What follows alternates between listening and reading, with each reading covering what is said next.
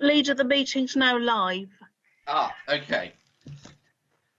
Hello, everybody. Welcome to this meeting of the Cabinet of Portsmouth City Council. I'm sorry we're running slightly late.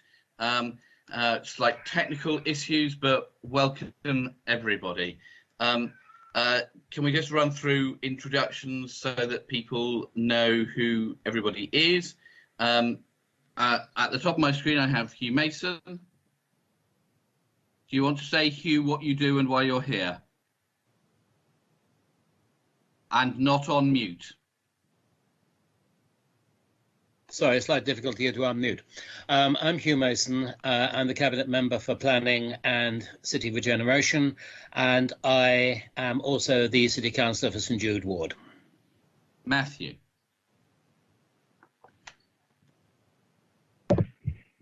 Hi, Matthew Willington, Cabinet Member for Health, Wellbeing and Social Care. Okay, Dave Ashmore.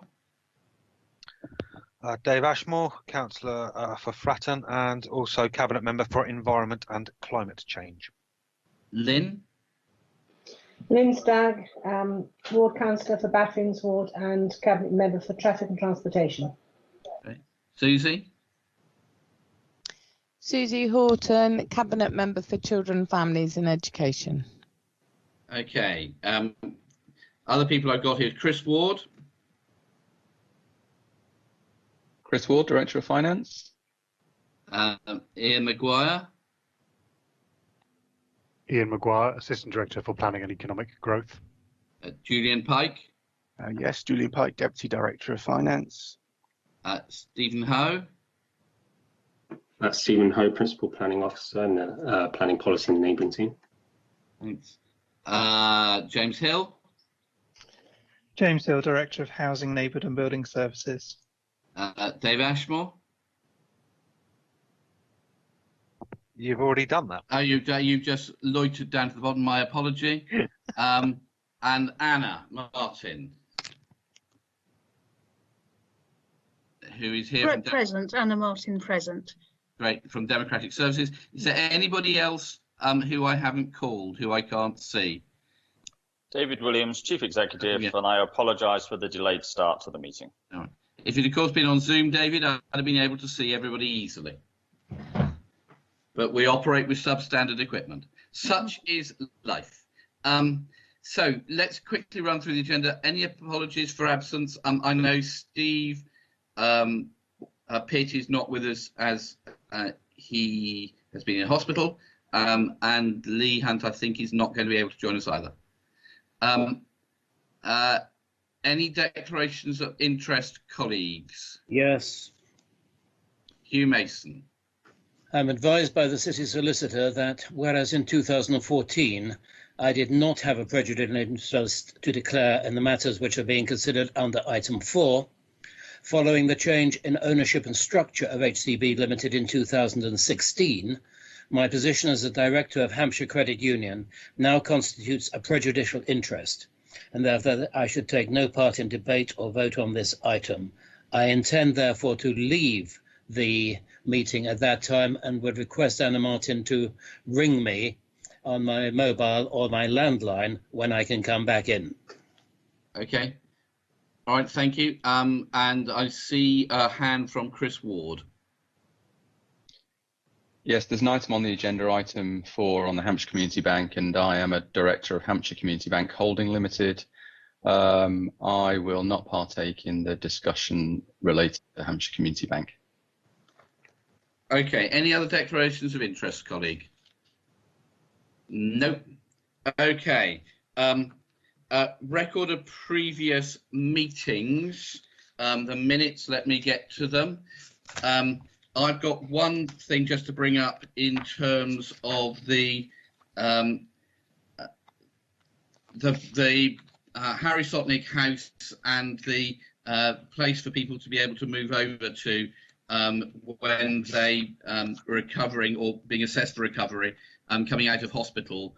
I've just feedback from one homeowner to say how incredibly helpful that was, that somebody coming out of hospital who had COVID symptoms could go to this special isolated floor at Harry Sotnick and not go into a nursing home, because that meant they didn't have to lock down the whole nursing home for everybody else for 2 weeks. And he was incredibly grateful to the work that the City Council had done, and really appreciative of the thought of trying to make sure that we'd learned the lessons from the first wave in terms of what had happened in care homes. So my thanks, Matthew, to you and all the team at Adult Social Care. I think that's been a very, very positive move. Any other items on the minutes? Matthew. Councillor Matthew Winnington. Thank you, Gerald, and thank you for your kind words about Harry Sotnick House. The team there and Adult Social Care in general do an absolutely fantastic job, and the work they're doing at Harry Sotnick is a real benefit to the city, and they're a very professional, hard-working team there. So I'd like to give my thanks to them as well for all their work they're doing.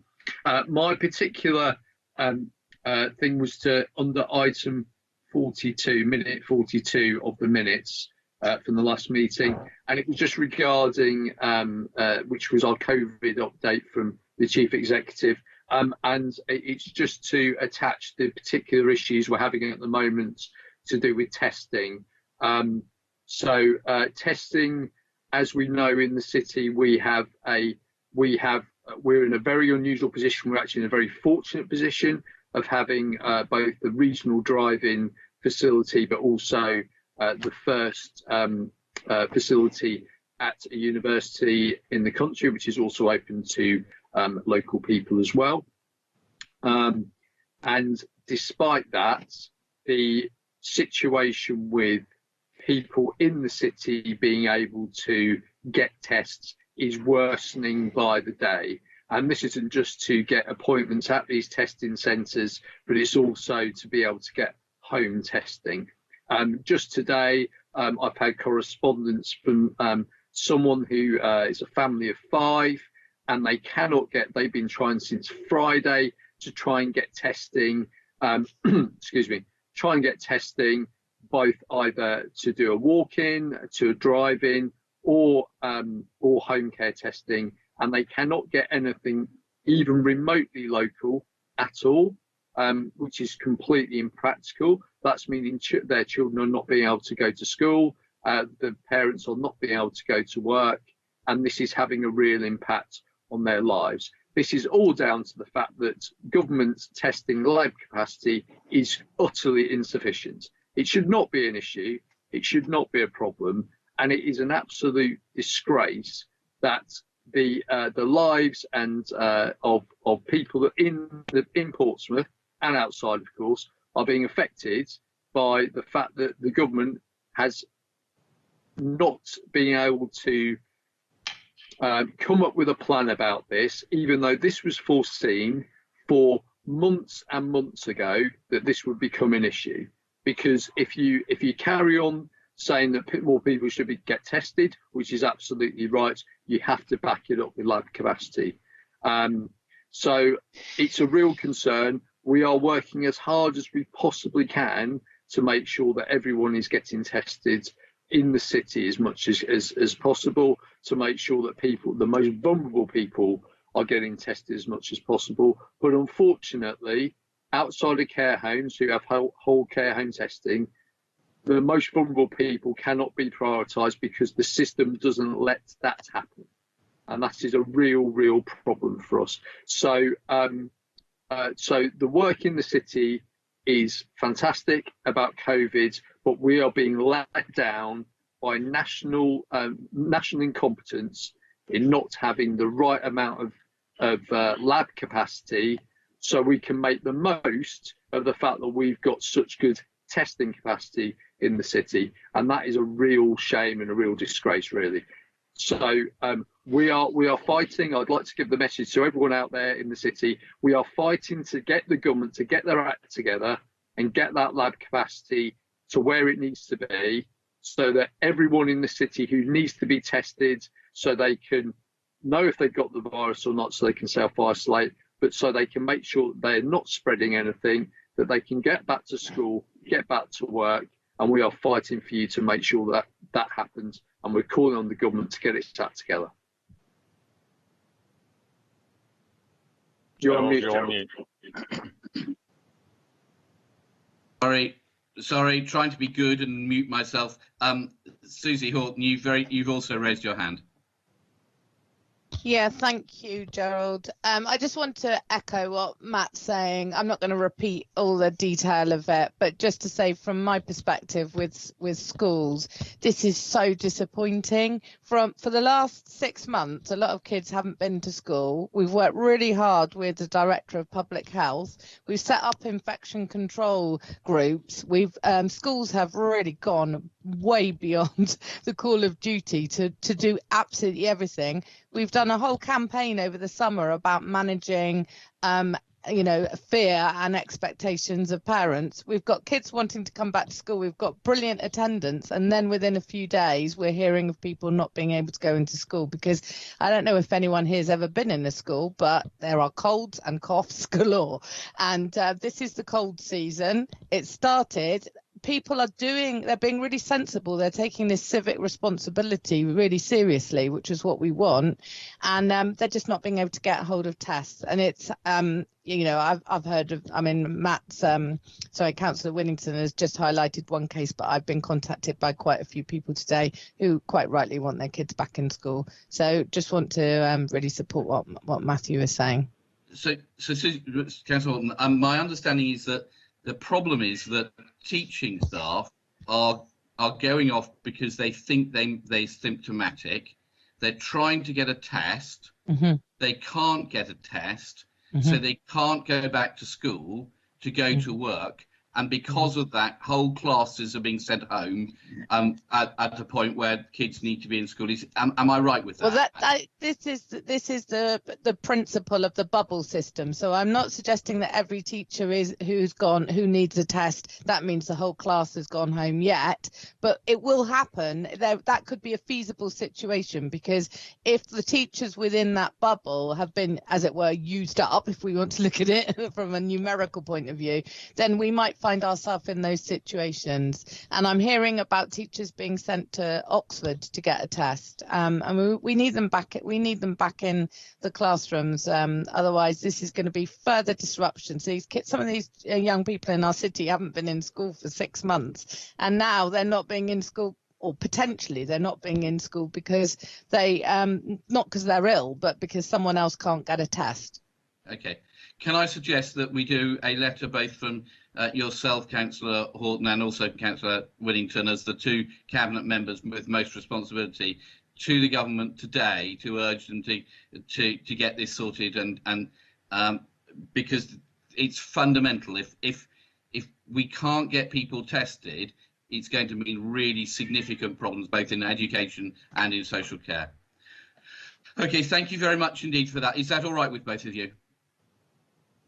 Okay, fine, thank you. All right, if we, colleagues, apart from that, are we happy with the minutes of the previous meeting? Thank you very much indeed. Chairman, Councillor Lee Hunt has joined the meeting. Oh, Lee, welcome. Hello, Lee, welcome. Any interest to declare, Lee? No? Okay, thank you very much indeed. Good to see you as always. Let's now move on to item 4, the Hampshire Community Bank, and can we say goodbye to Councillor Hugh Mason and to Chris Ward at this point, as they both have interests that need to exclude them. So, Mr. Pike, Julian, would you like to introduce this report, please? Yes, thank you, Leader. I would like to draw members' attention in particular to section 3, which sets out the background to this report. As amongst other things, it explains the bank's primary objective and philosophy, that being to grow the local economy and thus protect and stimulate job creation, which complements well the council's priority to encourage businesses to invest in the city and to be in the support of sustainable growth. The bank's commitment is also genuine to that of one of a community bank run by local professionals for local people, and also for small firms, whilst retaining wealth and prosperity in the local area. Paragraph 3.5 sets out some of the benefits of community banks in a bullet point form. The report goes on to provide considerable background information, and members have reviewed this in some detail.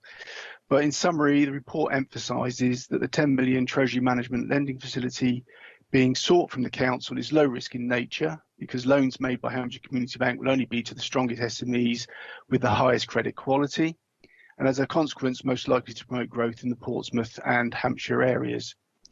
It also emphasises that the lending facility will have the benefit of supporting the bank through the final stages of the banking regulator's authorisation process, which will protect the council's £5 million equity investment provided in 2014, and should also lead to an increase in the net worth of the bank following the granting of a full banking licence by the regulator.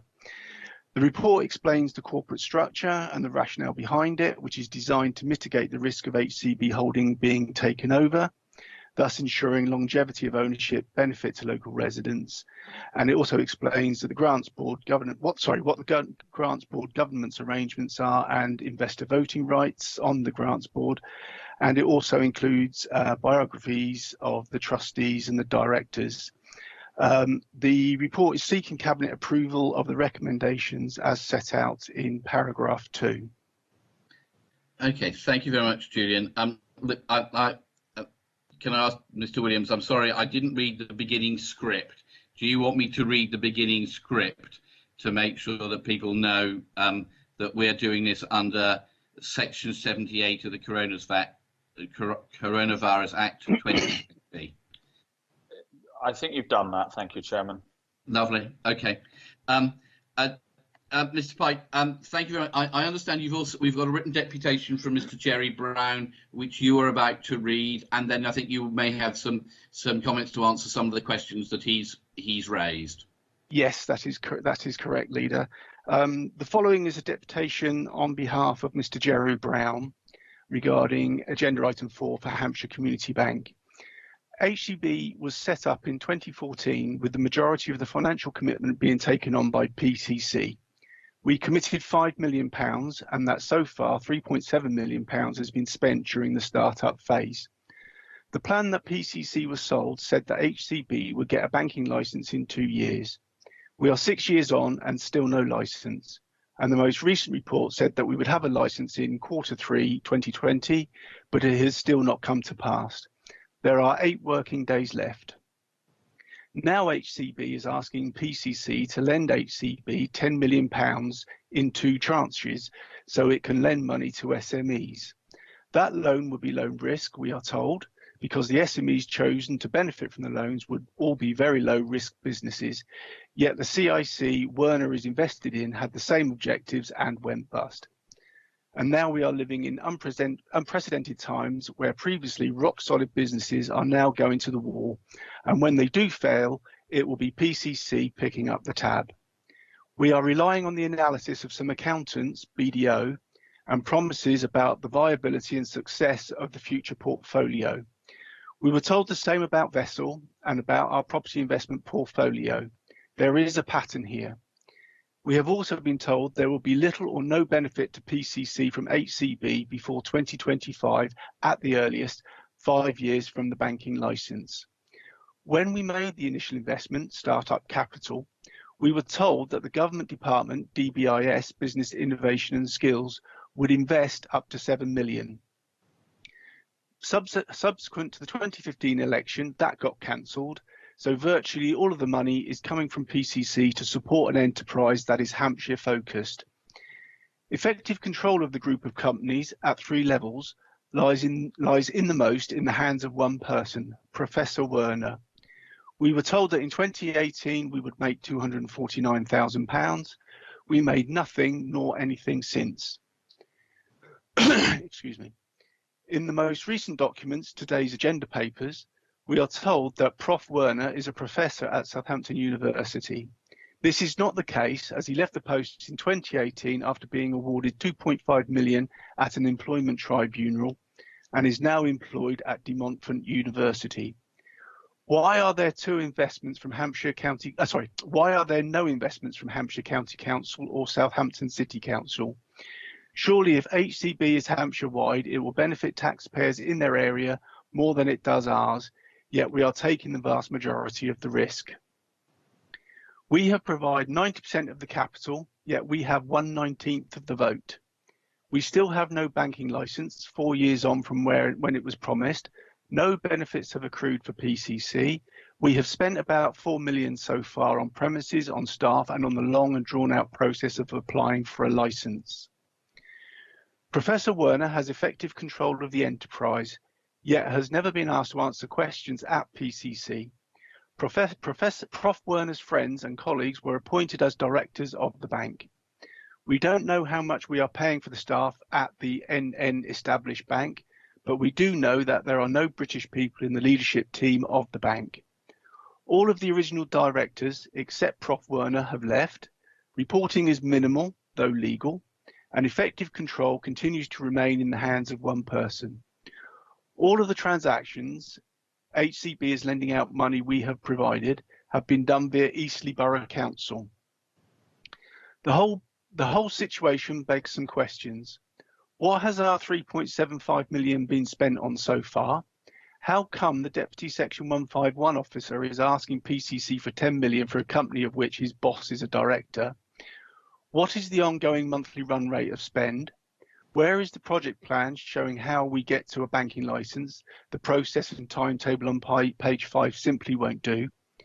Why aren't Southampton and Hampshire and Winchester also financing this, as they too will benefit? How come Local First Community Interest Company, of which Mr Werner is also a director, owns the second largest number of shares in HCB Holding Limited, yet has very little capital invested? Is it true that PCC have only 19% of the voting rights, yet put more than 90% of the capital and take 90% of the risk? Where is the planned organisation chart with salary bands and start dates? If the proposed SMEs represent such a low risk, how will HCB win their business over more established banks? What is the differentiator? Why did Eastleigh Borough Council get to transfer its failed loan company, Local First CIC, to HCB, given that Prof Werner was on the board of Local First and HCB at the same time, giving additional debt to HCB? HCB is beginning to look and smell and feel like a more mature version of Vessel, an investment that might in the future make a return, but carries 5 years of risk and investment from PCC before that can happen. There are no independent directors. There is no published plan. We need independent directors on HCB who are not nominated or known to any current directors. A plan showing the events and timetable and dependencies that gets HCB to a full licence and a breakdown of the costs involved. A full organisation chart showing roles currently empty or filled and salary bands. The financial plan, including the planned expenditure to 2025, to carefully consider whether or not we think this is a worthwhile investment of our taxpayer money, or whether it is yet another Vessel oversold and underdelivered. That's the end of the deputation, Leader. Thank you very much, Julian. There are quite a large numbers of questions in there. Julian, have you got any answers for any of those? Yes, I can. A couple of points of clarification, and I also will attempt to answer some of the questions, or all the questions that have been raised. With regards to the statement in the report where we're saying that Professor Werner is employed by Southampton University, the references in the body of the report on pages 4, 5 and 6 are correct. But unfortunately, pages 31 and 32 of Appendix 2 still state Mr. Werner is a profession of international banking at the University of Southampton, which is out of date. However, the biography of Mr. Werner, which is also included at Appendix 3 on page 35, is correct, where it states that he is currently Director, Centre for Research on Accountability, Governance and Sustainability at De Montfort University, Leicester. With regards to Mr. Werner's employment tribunal claim, in June 2019, Professor Werner was awarded 2.5 million at an employment tribunal on the grounds that he was harassed and discriminated against by his employer. At the time, Southampton University did not contest the case. In July 2019, Southampton University appealed and a second tribunal set aside the original decision to allow more time for Southampton University to prepare their response, with a future hearing to be set at a later date to be decided. To date, there has been no further tribunal hearing. With regards to the specific questions raised by Mr. Brown, how the 3.75 million has been spent so far, based on the published accounts as at the 30th of April 2019, of the 5.9 million share capital, of which PCC has paid 3.75 million of that figure, 1.7 million was held as fixed assets, primarily in property. 2.4 million is held in net current assets, primarily as cash and loans and advances to customers. And 1.8 million had been charged to the P&L account to meet operating costs, which would include the cost of applying for a banking license. With regards to why I, as Deputy Section 151 officer, is asking for the £10 million for Hampshire Community Bank, sorry, excuse me. The 10 million loan facility sought is in accordance with the Treasury Management Policy approved by Cabinet and City Council in March 2020. Operational Treasury management activity in accordance with the approved policy is carried out by the Deputy Director of Finance, i.e. myself, and the Finance Manager of Technical and Financial Planning. Whilst the Section 151 officer does have a primary responsibility to this council and the council taxpayer under statute, to avoid any perception of conflict, the report is provided by the Deputy Section 151 officer, i.e. myself. As Deputy Section 151 officer, in this capacity, I have a similar statutory responsibility to the council and to the taxpayer, but the Section 151 officer is in attention should we need to refer to him as to why I'm dealing with this as opposed to himself. With regards to what the monthly run rate of spend is, the total net cost in 2019-20 was £784,000 for the full year. From May 2020 of this year, the expected run rate is £55,000 per month for the remainder of this year to December 2020. And that run rate includes core team salaries of circa 42,000, which has been provided by their financial plan, operating overheads and external advice. The project plan regarding how the future project plan regarding how the Hampshire Community Bank will obtain their banking license, the authorization process for that stage of the project is now highly simplified, as all the complex processes going before it for authorization have been completed, and most of all the challenge session has been completed. And thus the application journey for authorization with restrictions has been completed. And what remains now is the implementation of the list of requested alterations to Hampshire Community Bank's application by the regulator, which was expected to happen in September to the end of November 2020. The submission of the final application and documentation to the regulator expected in early December 2020. And then award with restrictions after completing of the challenge session should be well within 6 months after submission of the application documents, and hence by 2021 by the latest, with full authorization being expected 12 months after obtaining authorization with restrictions. HCB's liquidity budget projections forecasts that it will operate as a fully licensed bank, assumes that the bank will operate as a fully licensed bank from Q3 of 2021. With regards to why Southampton and Hampshire and Winchester aren't financing this, as they may well benefit from the local bank, that's really a question for those local authorities. Presumably they have other priorities. I do know that Southampton City Council had previously had approval to invest. However, there have been changes in political control and changes in senior staff, and as a consequence, the relationships built have been lost. Winchester City Council is actually an investor.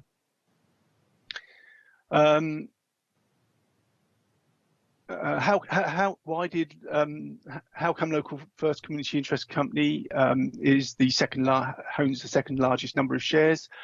Well, that's because Local First were provided with 950 shares in Hampshire Community Bank Holding in return for them passing the loan book that they had, which was worth over 1.1 million to Hampshire Community Bank. This was known as the Green Growth Loan Scheme. And this is also will also be used to act as security against the Treasury Management loan facility that we are seeking here.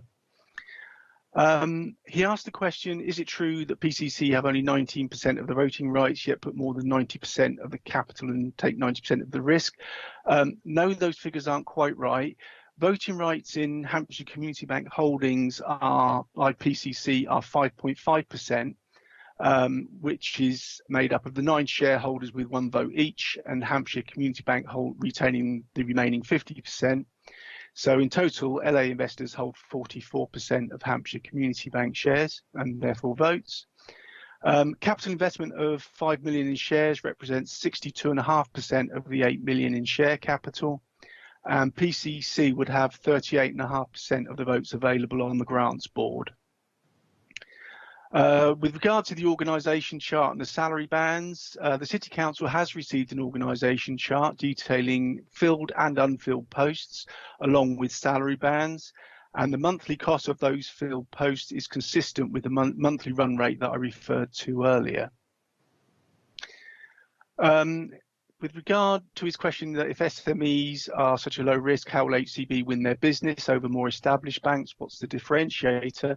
Well, HCB has already identified that there is demand that they are unable to satisfy from their existing customers. The regulator needs to be satisfied that HCB has a viable regulatory business plan which addresses product range, offering and market. The SME market is underserved by the big banks, as illustrated in graph 1A on page 12. Main differentiators is that the 70,000 SME markets in the Hampshire area are underserved. It's a local bank.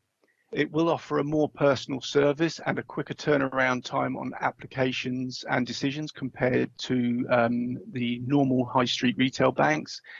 It will be able to offer competitively priced products, and it will also be able to redistribute its profits to good causes in the local area, which will be a factor in some people's considerations on who they choose to bank with. Julian, can I ask you to move on? Time is moving on. Yeah, yes, okay. I think the only thing I would add then is to pick up on his point about independent directors, and what I would say is that the directors that are appointed to the board have been vetted and interviewed by the regulators, and the regulators do require independent directors on the board. Directors have their own legal responsibilities when they're on the board, and Johannes Bass, director of DZ Bank AG London, is the senior independent director and sits on HCB Holding alongside Chris Ward from PCC and Richard Werner. And Johannes Haas is also a director on HC Bank. So there is more than one director involved with each of these companies. That would conclude my response, Leader. Thank you very much. And I think it'd be helpful, Julian, if you could send a copy of that in writing to Mr. Brown so he can go through that in detail to see if that reassures him on any of the things. Yeah. Okay, colleagues, I have Councillor Darren Sanders who's indicated to speak. Thank you, Leader. Just a couple of questions following up from Mr. Pike's responses.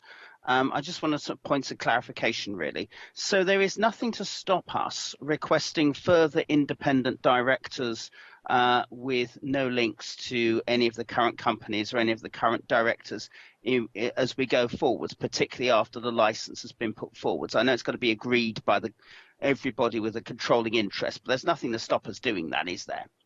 As a shareholder, yes, we could. That's fine. That's fine. We need to be as open as transparent as possible. And I think that's a lesson we learned from Victory Energy. So that might be something I think we should actively consider. The second bit is around another thing that Mr. Brown was talking about, which is a plan, which seems to have some sort of 5-year plan to take us through to 2025. and possibly some form of formal reporting schedules. There's nothing to prevent us asking the bank to do that, is there? No, again, as shareholders, we can request that, and but I would say we have already received a summarised 5-year plan from Hampshire Community Bank. So the City Council already is in possession of a summarised plan for the next 5 years. But as shareholders, if we were, there's no reason why we couldn't request further information. I think in the interest of openness and transparency, particularly as it's such a large investment, I mean, personally, I think the advantage for SMEs is significant, particularly in the COVID climate. But I think we need to be as open and as transparent as possible. Again, learning from the Victory Energy situation that Mr. Brown raised. I think openness and transparency is fine. So I'd suggest we put those two forwards. But aside from that, I'm content to go through. And Councillor Sanders, I was wondering whether we should put an extra recommendation to say that there should be a 6-monthly report to a public meeting from the bank about this, because there's a lot of council money being invested here.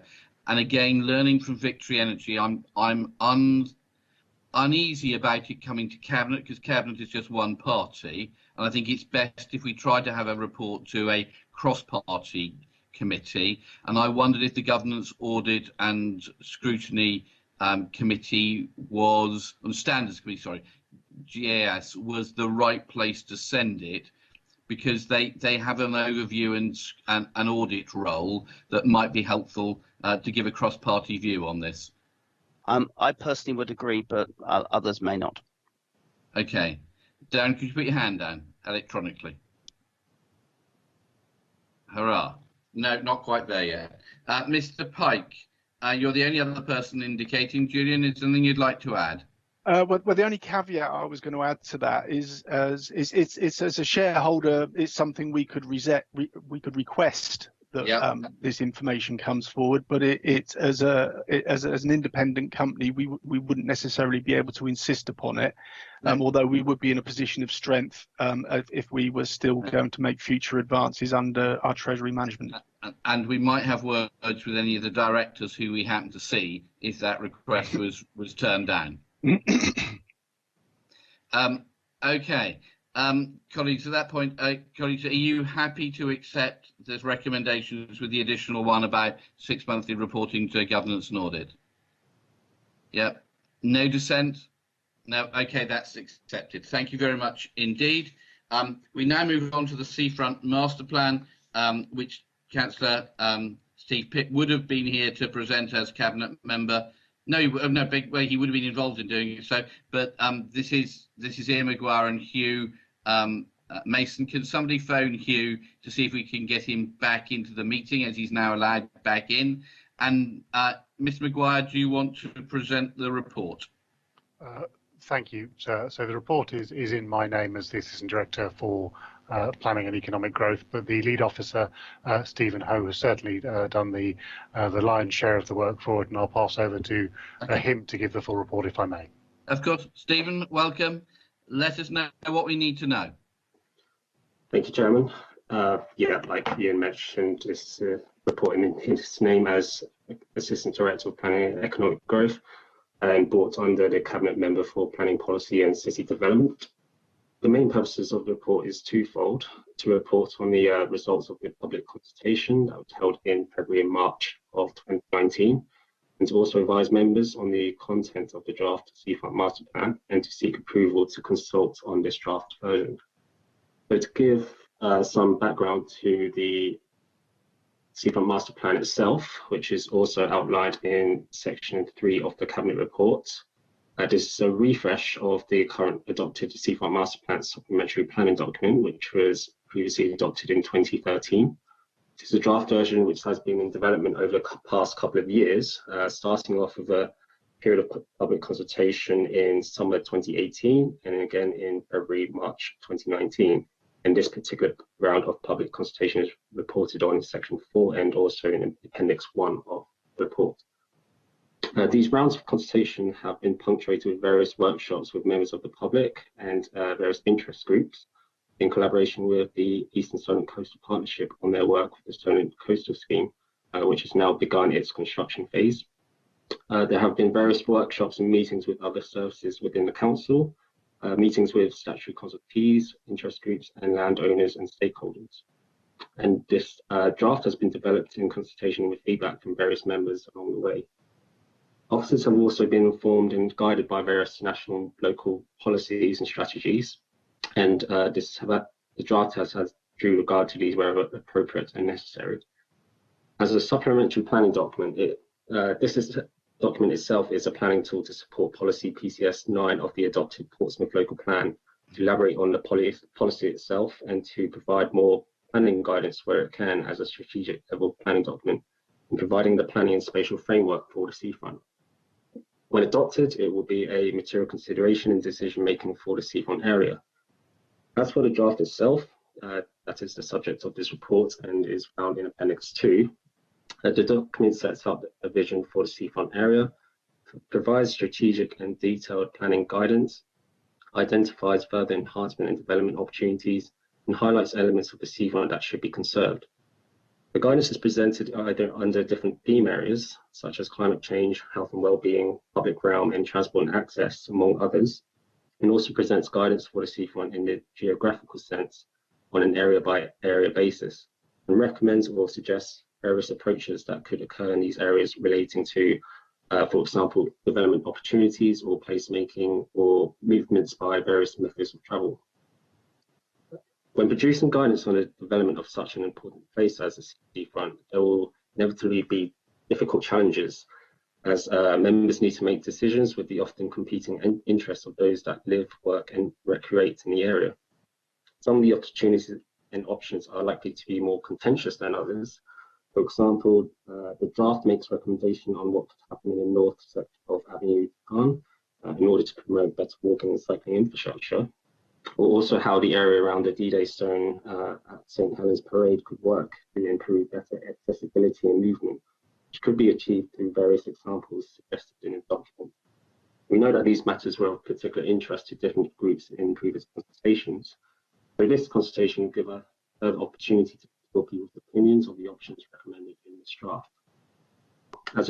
As a strategic level planning document, it is envisaged that the recommendations and suggestions contained in this seafront master plan could be looked at in greater scope and detail and ultimately delivered through, for example, third-party developers or other stakeholders coming forward and engaging in the planning application process with their detailed proposals, or various project-level initiatives or schemes that could be led by the council itself or otherwise, which could also look at in greater scope and detail the guidance and approaches recommended in the seafront master plan. So one such example of this project-level look is the collaborative enhancement plan that has been produced by the Eastern Solent Coastal Partnership through the South Sea Coastal Scheme, and this can be found in Appendix 7 of the report. The collaborative enhancement plan demonstrates through a series of projects and ideas how the ambition of the seafront master plan could be realised through one particular scenario. And so this collaborative enhancement plan will also be subject to consultation and is to be hosted and included as part of the consultation on the seafront master plan. It's very much worth highlighting that this version of the seafront master plan is for consultation. And whilst this is a consultation dictated and governed by statute and regulation, officers will be looking to receive and consider opinions and views as much as you can from the public, and in as many ways in which the current COVID-19 situation allows us to, some of which is outlined in section 6 of the report. So notwithstanding this, we are also continuing to explore as many options as possible for the consultation in order to realise as much value that public consultation is able to give us in terms of the future work in finalising the draft seafront master plan. So the outcome of this consultation will be reported back to members in due course, along with any officer recommendations for the final version in the view of seeking forward adoption. And so with that, I'll hand back to you, Chairman, and if members have any questions, then myself or Ian will be happy to address. Thank you. Okay, thank you very much. Hugh Mason, as portfolio holder, would you like to go first?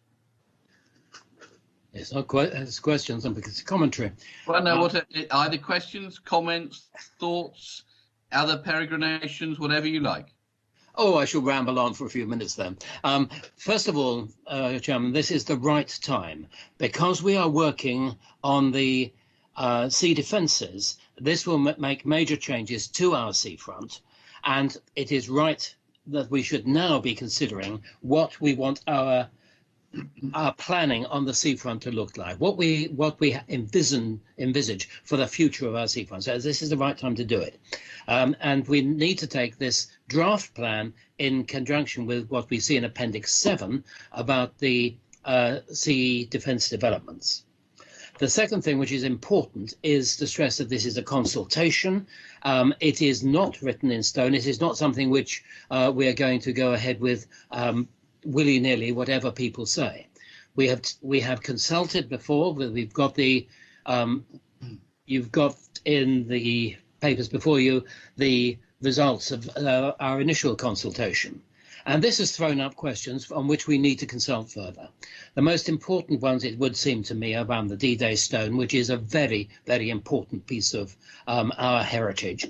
And the second one is a very interesting one, which is that there's a general agreement that we want non-essential roads closed. And the question of whether Avenue de Caen is a non-essential road or whether it is an important way leading to the D-Day experience. So there are a number of issues which are going to be very important to take out to the people, and it is important that people do take part in this consultation, because only if people really take part will we get a seafront which everybody in this city can be proud. Thank you very much indeed. Matthew Willington.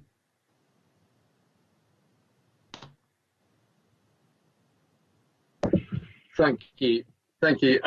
Speaking primarily as a seafront councillor here, I'd like to thank the officers for all the work that's been going on to bring this to consultation. I think the most important thing is this is a consultation process, and this is not a set in stone at this stage. And I think it's really important that people understand that we've had that initial work that's gone on right at the start of the process of putting together this report, which is based on consultation, and then this is that final draft, which is out for consultation. So I mean, there's still the opportunity that if there's improvements that people think there needs to be. Obviously, it's dynamic at the moment, as both Stephen and Hugh have alluded to in terms of the sea defences. So there's things in there that might well be incorporated in. I have to say I've been fortunate enough to be in a couple of events on sea defences, one to do with public realm, but the other to do with disabled access, etc., with the sea defences. And I think it's really important that we make sure that interaction that we're having through the sea defences plan, in terms of with various groups, whether they be walking and cycling groups, whether they be disabled groups, whether they be more public realm groups, etc., that we have that opportunity to feed into this master plan as an ongoing thing. And they're engaged in this as well, because obviously this is far wider than just the sea defences, and goes all the way from Old Portsmouth all the way down to Eastney. So, within that, the consultation responses are really good. It's really clear to understand what people have been doing, and the reaction to that consultation. I do think the whole public realm thing about this is the most important thing, and this is the second seafront master plan I've been through since I've been a councillor, and I know what a good plan can look like.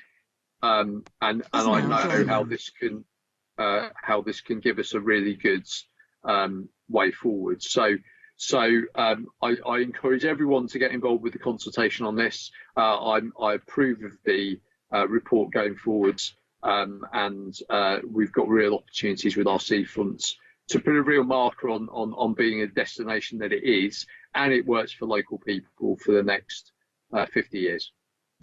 Thank you very much, Matthew. I haven't got anybody else who's indicated they want to speak. So, colleagues, are you happy for this seafront master plan to go forward. Anybody opposed? No. Okay, that goes through. The next section, ladies and gentlemen, is exclusion of the press and public. This is about one particular issue within the next report, which is to say that, and I hope we can have the whole of this discussion in open session. Peter Wolf is now exiting. All right, Peter, you came and went. So that, colleagues, if you can not refer to the confidential papers that that we're about to talk about, we're about to do the exclusion of the press and public about, then we can hold the rest of this meeting in a public open session, which is, I'm sure, what we all want. So, colleagues, are you happy with the exclusion of the press and public in relation to the paperwork? But we will not refer to it, and we'll in the debate, and therefore keep the meeting in open session. Is that okay? Thank you very much indeed. In which case, let's move on to the Leamington and Horatia House. Ms. James Hill, would you like to introduce this report? Yes, thank you, Leader. So I'm going to just briefly introduce the report and then hand over to Chris Ward to summarise the financial comments. And we do have other officers involved in the project on the line to help answer any questions should they arise. I also, Leader, have 2 written submissions to read out to you as and when that's appropriate. So the purpose of the report, Cabinet, is to provide an update against the key strands of work and progress since October 2019, when you last received a report. Cabinet are asked to note that whilst the report primarily focuses on the demolition of the 2 towers, proceeding on the basis of an initial assessment of a viable development on the 2 footprints of the towers alone, there does remain a strong commitment to explore the wider area improvements with the community and incorporate into the design brief all of the feedback from the consultation undertaken last year, and particularly the 7 key themes that emerged. On the basis of the initial viability assessment, the report provides Cabinet with an option to proceed with the demolition via deconstruction method, initially funded via the major repairs reserve of the housing revenue account, with then a decision for full council to agree the full scheme development budget. So the report splits the recommendations accordingly for Cabinet to decide the demolition and then the whole scheme development to go to full council for decision.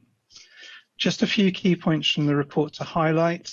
Section 4, so there is a confidential report containing commercially sensitive information. However, the key details from that report have been extracted and are used in the body of the report before you. And the appraisal and soft market testing has informed the budget range to demolish the blocks, the method which would be to deconstruct the blocks, and also the timescales. And the procurement process has reached a point where we can go out to tender and appoint a contractor, but that process has been paused whilst the budget to proceed is agreed. And assuming Cabinet agree this report, then the tender will proceed as per the timescales shown in section 4.7. So in practical terms, the deconstruction itself will begin on site in spring 2021. And we would also look to involve the Housing Services Resident Consortium, members from that consortium, in the tender and selection of, for example, a demolition contractor. In section 4.10, there's confirmation that the design team have been appointed, and that was as per the permissions laid out in the October 2019 Cabinet report. So Kara Kusevec, Carson Architects, will be the lead consultant, and there's hopefully a helpful synopsis in the report which provides detail on the design team and highlights some of the case studies to illustrate how they've worked with communities on other projects. And it will be this team that will develop the master plan for the redevelopment of the 2 tower sites, with the community and stakeholders fully consulted and engaged, and also progress the conversation with the community on wider area improvements.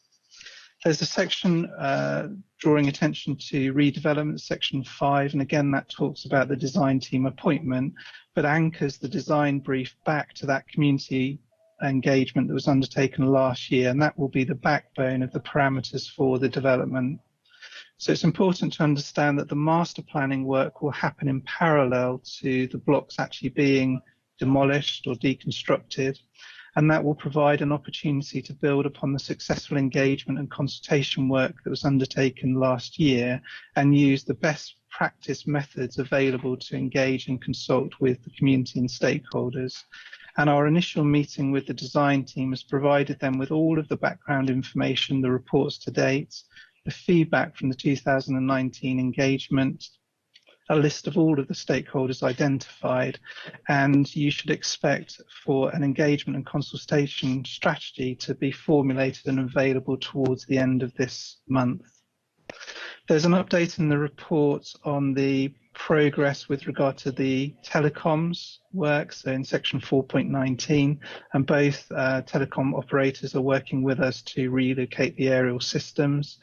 And members will be aware that we have been made aware of peregrine falcons potentially nesting on Horatia House, and there's a specific section drawing attention to that.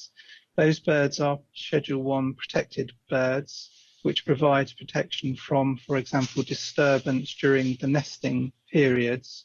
And I think it's important that in 5.11, there's a clear commitment to ensure that PCC abides by the protection and will commission experts to work with us.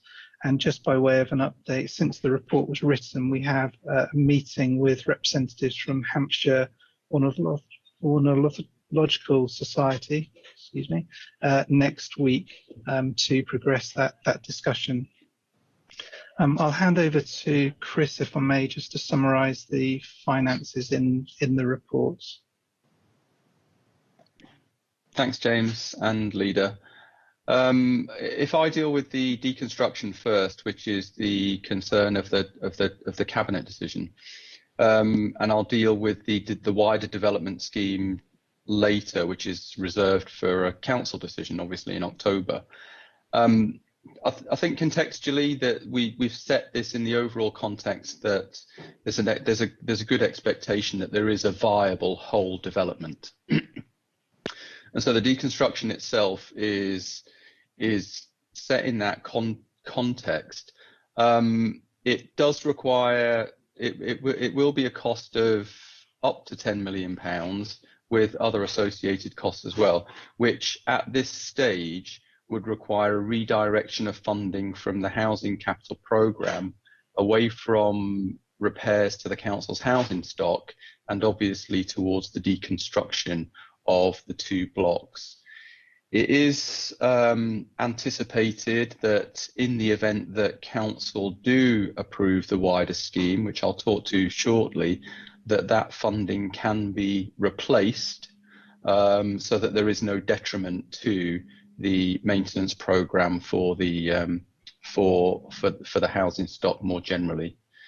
In terms of the development, the wider development scheme itself, as I said, this is reserved for a council decision, and it involves a scheme that is currently obviously at its very early stages. You've heard from James about the level of detail that we're at the moment and the consultation and costing exercise that's been done to date. But we have undertaken a financial appraisal across a number of scenarios given the early stages and the degree of uncertainty at this stage. Those financial evaluations obviously seek to replace the lost 272 social units, but also include a further 168 units that would be provided at market rent. Whilst I talk about a range of scenarios, our base case at this stage assumes that over a 60-year period, which is obviously a lengthy period of time, that the excess of rent over all costs will amount to around £21 million in today's money. We've obviously run a number of scenarios because of the early stage, as I mentioned. We've looked at what the impact of cost increases might be. We've also looked at the impact of potential reduction from Homes England funding, and we still believe across a range of scenarios there is reasonable expectation that there's a viable scheme. Quoted in the report is a range of financial outcomes between 7 million and 21 million in today's terms as a surplus. And the recommendations themselves that are before you, or sorry, the recommendations that you would be seeking to pass on to council for their consideration look to provide a degree of comfort for the council, in the sense that because of the degree of uncertainty that we're at the moment, it will ask council to approve a scheme currently valued at £120 million, but approve a scheme in principle that could rise up to £145 million. However, that is still predicated on the overall proposition that the development scheme itself is viable and therefore not at detriment to the overall housing revenue account business plan over the next 30 and indeed the next 60 years. That £145 million limit is also effectively a proxy for significant change. So the parameters that are set out within the recommendations are seeking to provide a degree of protection for council, in the sense that if there is significant change, then it would require a further decision by the council. But in all respects, there is no compromise on the development being viable in its totality. So happy to answer any questions. Okay, I think the next thing then to do is to ask for Councillor Cal Corkery's deputation, which I think Julian has to be able. No, James has to read out. Yes, and there's one from Maria Cole as well. Excellent. Okay. Fine. I'll start with the written submission from Councillor Cal Corkery. It reads that I would like to submit the written deputation to be read out at Cabinet meeting in support of agenda item 7, as I'm unable to attend. The loss of 272 units of social rented housing in the city has had a significant impact on the ability of local people to access genuinely affordable and secure accommodation. Replacement of these lost council homes should be an absolute priority, and I welcome the report being considered today, which seeks to take forward the redevelopment of the area.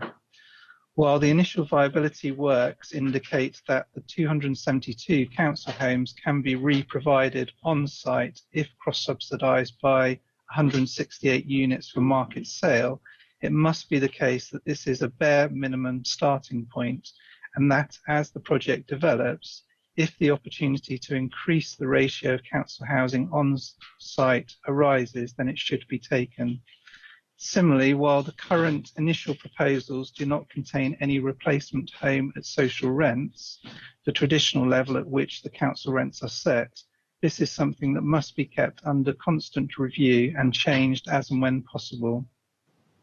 Given the significance of this redevelopment for the area, it is essential that the local community are actively engaged and involved throughout the process. I am encouraged by the case studies provided in Appendix 2, and particularly interested in the community-led co-design process. I would strongly encourage that approach be considered for this project. In addition, I would like to propose that places on the project board be reserved for elected resident representatives to ensure that the voice of the local community is heard throughout the redevelopment process. I am glad to be able to support the proposed demolition of the 2 tower blocks and excited by the possibilities for significant improvements to this part of Somerstown through redevelopment. I hope the comments and suggestions I've made on tenure mix, genuine affordability and community involvement are a useful contribution to today's meeting. Thank you. Okay, thank you very much indeed. And then one from Maria Cole. Yes, so this is a written submission from Maria Cole, who's a member of the Housing Services Resident Consortium. I've been sent paperwork for agenda item number 7, reporting on Leamington and Horatia houses. I have no questions for this item. My only comment would be that the council maintain their commitment to consult with residents of Somerstown. I am pleased that things are moving forward. Okay, thank you very much indeed. So let's come to Councillor Darren Sanders first as Cabinet Member for Housing. Darren. Thank you, Leader. I'm delighted that this report has finally arrived. But for the virus, this report would have arrived a few months ago. It is absolutely essential, in my view, that we take this development forwards, and I'm delighted that we finally come up with a scheme that stacks up financially. The reason for that, and it relates to some of the issues around community engagement that have been raised, is that too often Somerstown is a part of the city whereby lots of plans have happened and very little has been developed. And I know from talking to my friends, the people I grew up with around there, that they're very keen for something to happen. The last thing they want on this site is nothing to happen. And I'm delighted that we've been able to get a scheme that is viable, and that we're able to ask Cabinet and then full council for a funding envelope that will enable us to work with local people to deliver the final scheme. This is the first stage of what will be the biggest single investment in council housing in a generation. And it is absolutely essential, in my view, that we stick to there being no net loss of council housing on the site. We cannot afford that. And that's something that I think is really, really important. But what has to happen is that this is a project that is done with people, not to people. I'm delighted that the 7 things that emerged from the first round of consultation are the 7 principles on which we will take this scheme forwards, and that is excellent news. How we consult with people is an interesting issue. I've sat on many a project board for estate renewal, and they're wonderful, but they do take time. And I think the last thing people in Somerstown are looking for is time. I want this done as quickly as possible. I want it done as safely as possible, and that's why the method of deconstruction, floor by floor, panel by panel, is the safest thing to do. I note the concern about the loss of social housing, but the first role of a landlord is to keep our tenants safe. And that is something that we as an administration did pretty much when we came in, and it remains the right thing to do. So safety is important. But within the funding envelope that we're allowing, hopefully we'll agree today and on the 13th of October, we will be able to do various things. Hopefully we can bring the costs down, not up. Hopefully we can get rents down, not up. That's certainly what I want. And also want the development to be as green as possible, which nobody has mentioned so far. We have to make sure this development delivers on our climate emergency goals, as well as being safe and affordable for people. I would also, I'm interested in the appendices that came through with the report, and I note that one of the developments that was mentioned has only a minority of houses at affordable rents and social housing. That led to a dispute with the London Mayor. I don't want that to happen. I want this to go through. I'm delighted it's here. I look forward to the backing of Cabinet colleagues today, and I hope we can get the backing of every single councillor for this massive investment to deliver a brighter future for Somerstown on the 13th of October. And if so, lots of people will be a little bit happy. So I'm delighted to support this report, delighted to support the views of Mr. Hill and Mr. Ward, and Leader. Hope we can pass this today. Okay, colleagues, thanks very much indeed for that, Darren. Colleagues, anybody else wanting to come in on this report? No? Okay, so let's go to the vote. Colleagues, you happy with the recommendations? Okay, nobody's saying no, so that goes through. Thank you very much indeed. That's the conclusion of this meeting of the Cabinet of Portsmouth City Council. Thank you very much indeed, and do keep well, do keep safe. Bye-bye. Yeah. I will just stop the live stream now, Leader. Lovely.